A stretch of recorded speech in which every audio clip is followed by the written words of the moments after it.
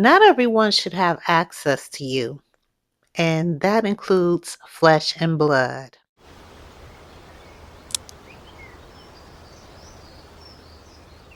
About 20 years ago, God spoke to me to come away from my mother. Mind you, I had been praying to God for a closer relationship with her because I longed so much to have that fairy tale Denise and Claire Huxtable relationship with my mom.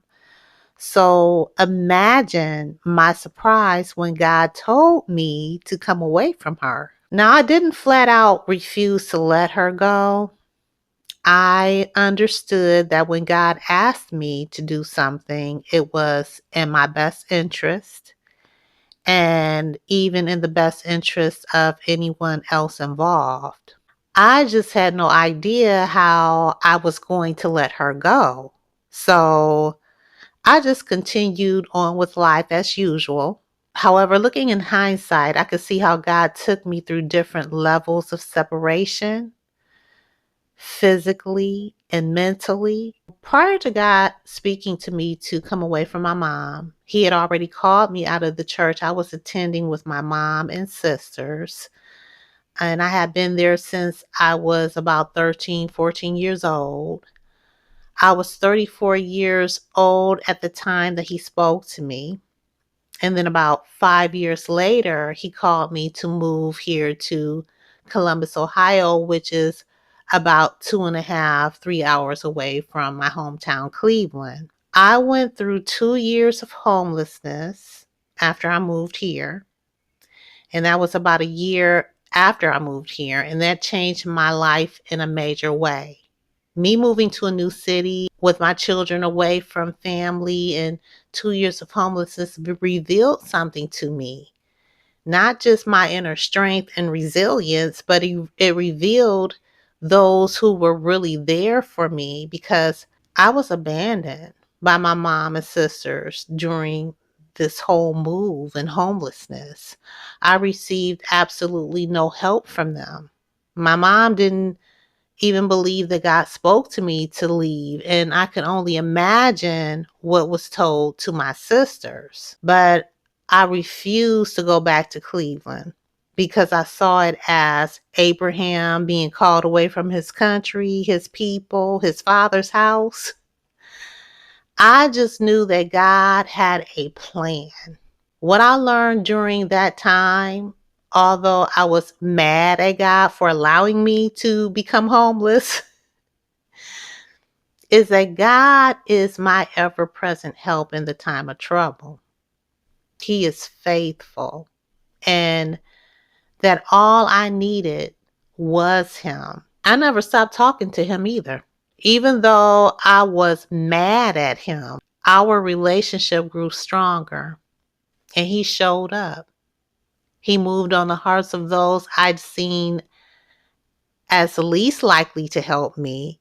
He even moved on the heart of my ex-husband. God also put me in relationships with those who were emotionally supportive, who encouraged me, those who made me feel safe. And only one of those people knew I was homeless at the time, and that was my aunt on my mom's side. She helped me out the best she could financially while she was receiving unemployment. God blessed and multiplied her seed to where others, people I did not even know, stepped in to help. So my grandmother was my best friend and the only emotional support I had since I was a child. She and my dad acted as buffers growing up. My dad passed away when I was 24. And when my grandma was diagnosed with Alzheimer's, my aunt stepped in to take care of her. At that time, I let my mom into spaces, sacred spaces I only allowed my grandma into. And I was often met with a mixture of encouragement that made it appear like we were bonding, but then the harsh tone would appear. Terms of endearment, then criticism and blame. concern and advice, then judgment and cynicism if her advice failed. It was this perpetual emotional roller coaster with her, leaving me constantly having to read her energy because I just never knew what to expect, and that was exhausting. When my mom's baby sister flew back home from Texas to care for my grandma, I would call every week to check up on my grandmother, and that led to a bond with my auntie. When my grandma passed away, I ended up talking to my aunt almost every day. God also put it on my heart to reach out more to my dad's baby sister. And I would call her just to check up on her every time she would come to mind. Then there was my baby uncle, my mom's baby brother. He was like a big brother to me. There was this burden I felt in my heart to call and check up on him. So whenever they were on my heart, I would call them. There was something I just realized the other day. I built a very close bond with all three. Talking to them was easy. I wasn't met with criticism, judgment. It was just easy talking to them. They held space for me and vice versa, and I felt free to be me. They treated me like an adult, not like little Cricket, their little niece. A few years ago, my uncle passed away from stomach cancer. Then my aunt on my dad's side passed away from cancer of the uterus. And lastly, my aunt on my mom's side passed away from ALS. Back to back to back. And my world was shook, which made it extra hard to come back to YouTube, focus on music, and language learning and other things. And I'm just realizing I was mourning. But there is beauty that sprung up from what appeared to be tragedy. I heard a psychologist say that it takes being in healthy relationships to heal from toxic ones. I now understand why God put them on my heart to reach out. And come to think of it, since I was a little girl, I loved them. I loved being around them. I felt loved by them. They had their lives and I grew up and had my life. Life was just lifing for us all. I think it was that love that drew me back to them. I even look at my husband and I am so grateful for someone who listens to me, who sees me and understands me. Every one of those relationships brought healing. It has been almost about a year and a half since the last of the trio passed away, and it left me forever changed. I carry them in my heart everywhere I go, and I think about them almost every single day. They gave me the gift of a healthy, loving relationship. I now know, besides my grandma and my granddad, what the right kind of relationship feels like. So just like my spiritual and physical health, I cannot and will not accept less than healthy when it comes to my mental and emotional health and when it comes to relationships. And this year, I made it up in my mind that if it wasn't giving me peace, it would be left in 2025. So I was finally able to totally disconnect emotionally from my mom and went no contact starting December 31st, 2025. It's been 5 months of no contact. I haven't called her and she hasn't called me. Well, she did call on New Year's, but I did not return her call. And this is what I noticed. My nervous system has settled down big time. I'm less reactive. I don't have the need to desperately explain myself for people to understand me, to make people feel comfortable. I don't regret my past, what I thought were missed opportunities, and the ways I self-sabotaged. I have more clarity of my calling and how God is leading me.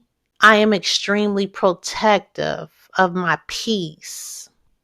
Therefore, I have more peace. I'm understanding my worth. I don't have the need to be perfect. I'm always telling myself how proud I am of myself. My stress levels have decreased, which help to manage my cortisol levels. And this has helped me during my body recomposition journey. My relationships with my children and husband have improved due to me being less reactive, more present.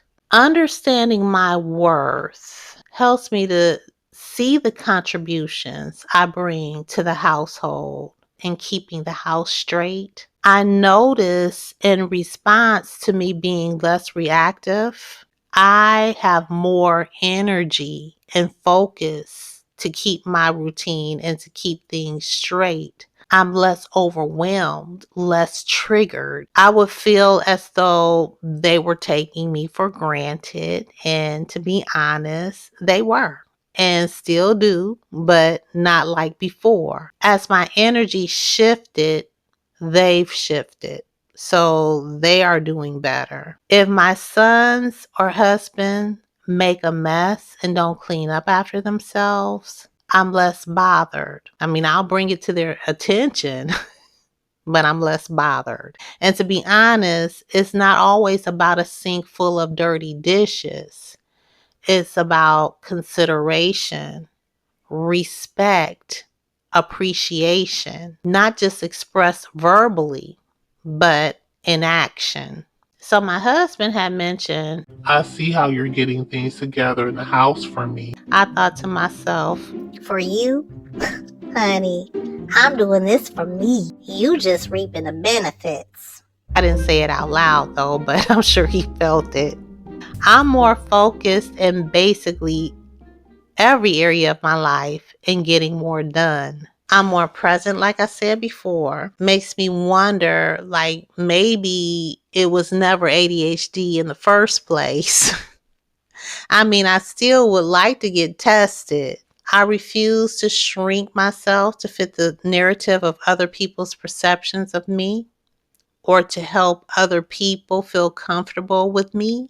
I can be very forthright, very outspoken and blunt. I am more aware when I have the urge to bridle who I am to avoid hurting people's feelings, or when I go into rationalizing or enabling toxic behavior of other people. Now, I don't just blurt out whatever comes to mind.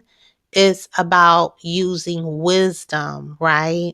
However, if I do say something that may hurt someone's feelings, I will take accountability for my actions, and that's only if I was in the wrong. And God knows how to deal with me when I am in the wrong. Best to believe that. God is my judge, not you, not me, nor anyone else. Okay, believe you me, I have no problem with apologizing and admitting my wrongdoing. However, what I refuse to do is to tiptoe around your feelings. I'm not taking in any unnecessary responsibility for someone else's feelings. I'm only responsible for my actions and making sure what I do and say is rooted in truth and in love. I feel that I'm right where God would have me be. I feel amazing, like the person I've dreamt I could be. And at the same time, that person has always been me. Some of you may be asking, Why didn't you disconnect a long time ago when God told you? Well, at the time God spoke to me to leave, I really wasn't emotionally ready. He knew that and knew exactly how to get me to where I am today. And I'm glad that he allowed me to go through the process. And when the time presented itself, there were no ill feelings on my part against my mother when I finally let go. Now, she may not see it that way, but I'm okay with that. I have no need to justify myself. My desire is to please my creator and to accomplish what he sent me here to do. I can see the wonderful things about my mother and not let those beautiful attributes blind me or keep me hostage within that negative, toxic cycle. There are times I think to myself, maybe it really wasn't as bad as you think, because I think of all the wonderful things about my mom, and there are beautiful memories. But then experience and wisdom step in, because we've been through this discussion before. Look, I know better than anyone the patterns all the way up to December 31st, 2025, and I'm 57 years old. So that's 57 years. And if I can't remember things that happened to me as a child, my body remembers. My nervous system remembers. We good. I get to hold on to the positive traits and reject toxic generational attachments and mindsets. It was those positive things that were hindering me from seeing the relationship for what it was. It was toxic.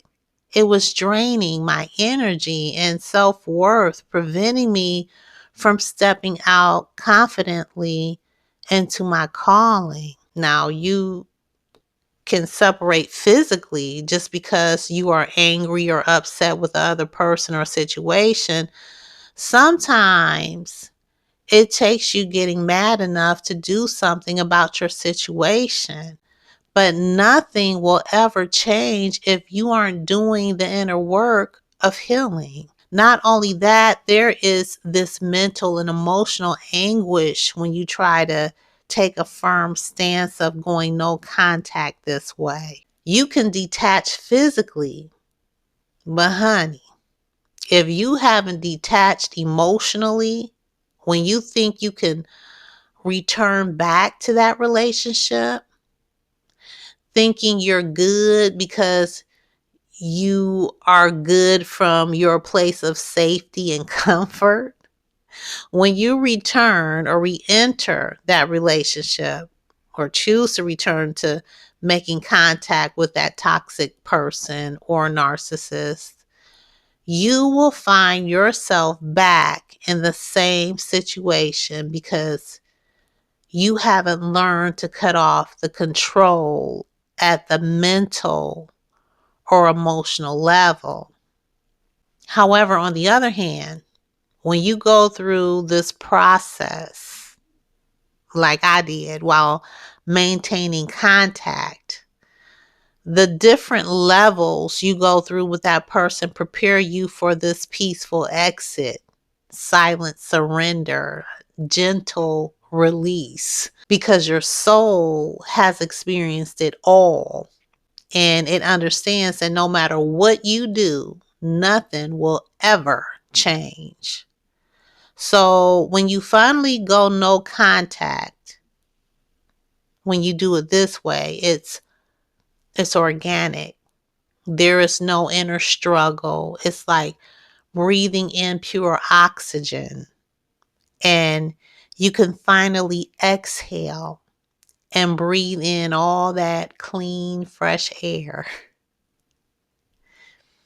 And you've been reborn.